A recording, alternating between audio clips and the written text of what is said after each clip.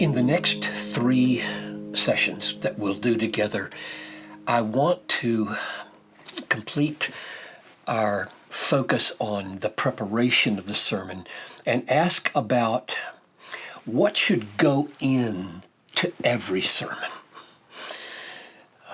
What are the realities of the author's intention that should pervade all preaching? It's kind of a dangerous question because you might be tempted then to read things in that aren't really there. But I think we need to ask the question. Otherwise, the sermon might not even be Christian in the end if we don't ask what should go into all Christian preaching. So that's what we're doing in the next 3 sessions, because I've got 3 answers to that question. What are the pervading things that should characterize all preaching? And here's where this thought and these 3 things came from in my own thinking.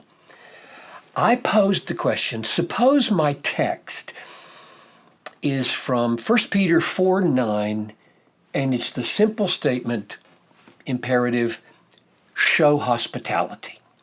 So Peter says to the churches and to us, show hospitality. And you want to preach on that. That's your main point. Show hospitality. Now, the question is, I don't think Peter intends to be a mere moral rearmament power. He's not a moralist, right? He's not just trying to get the Gentile Roman world to be better hospitality showers. So I asked the question, what is the reality of his intention? Because remember, I defined meaning of a text as the reality that the author's trying to communicate. Is Peter trying to communicate, be hospitable, but you don't have to relate it to God? Be hospitable, but you don't have to relate it to the cross. It doesn't have to be Christian hospitality. Be hospitable, but it doesn't have to be done by faith. It doesn't have to be done in the power of the Holy Spirit.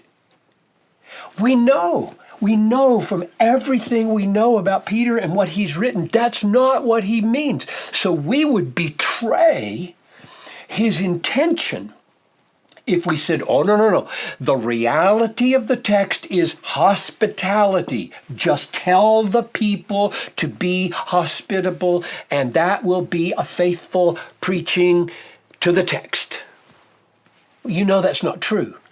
There are realities that are part of Peter's mental framework that he has shown us, that he wants us to make the connections. And I think there are 3 of them.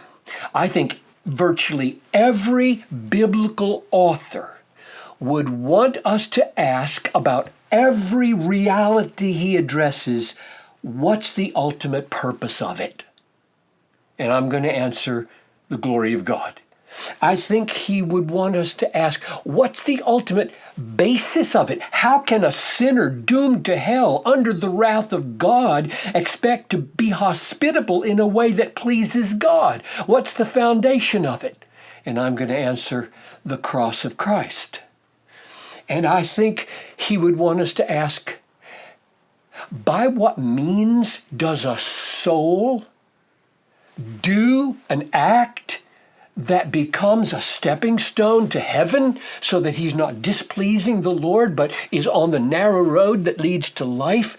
And I'm going to answer the obedience of faith in the power of the Holy Spirit. I think every single biblical author, regardless of what his topic is, would want us to ask about the goal, the ground, and the means of either seeing and savoring what's there or actually responding in behavior to what's there. So let me say a word in this session about the glory of God. Why do I think that the glory of God, the ultimate goal of hospitality and all other things, should be woven into sermons pervasively.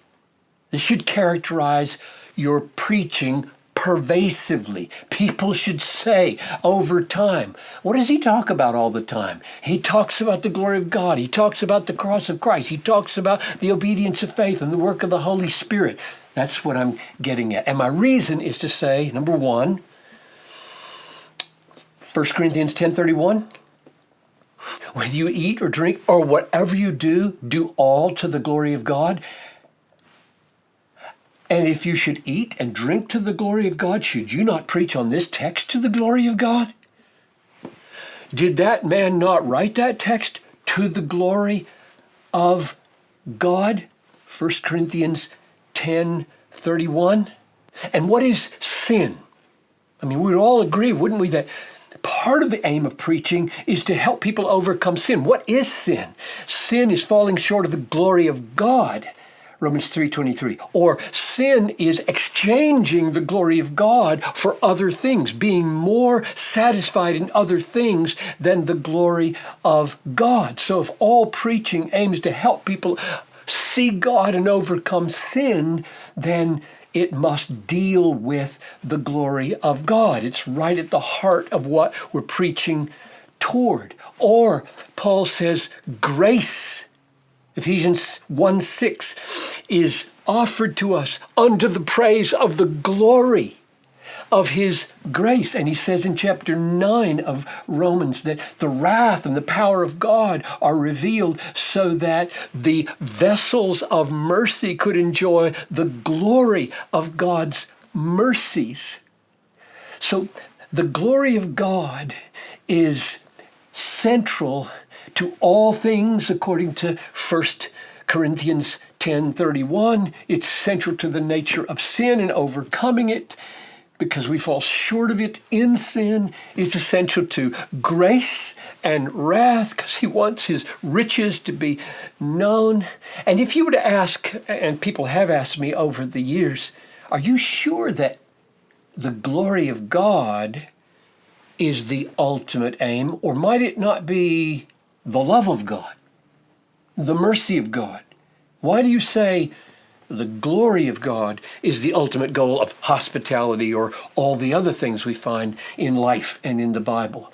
And my answer is, as I have compared textually other alternatives to the glory of God as ultimate, none of them shows themselves to be ultimate. For example, if you take mercy or love and you go to Romans 15:7 and 8, or 8 and 9, where it says, Christ became a servant to the circumcision to show the faithfulness of God, and in order that the Gentiles might glorify God for his mercy. So glorify God for his mercy. So mercy, love, grace are here, and because of it, we glorify God. So glorifying God is ultimate, and mercy and grace and love are leading there. So that's why I say the glory of God is the answer to the question, what is the ultimate goal of a text like show hospitality? And therefore, my first answer to the question, what realities should pervade all of Christian preaching? My first answer is the pursuit of the sight and the savoring and the showing of the glory of God. I don't think there is a single biblical author who would say, you have misinterpreted my text, if we say the ultimate goal of this text is that God would be known as more glorious and worshiped with more white-hot affection.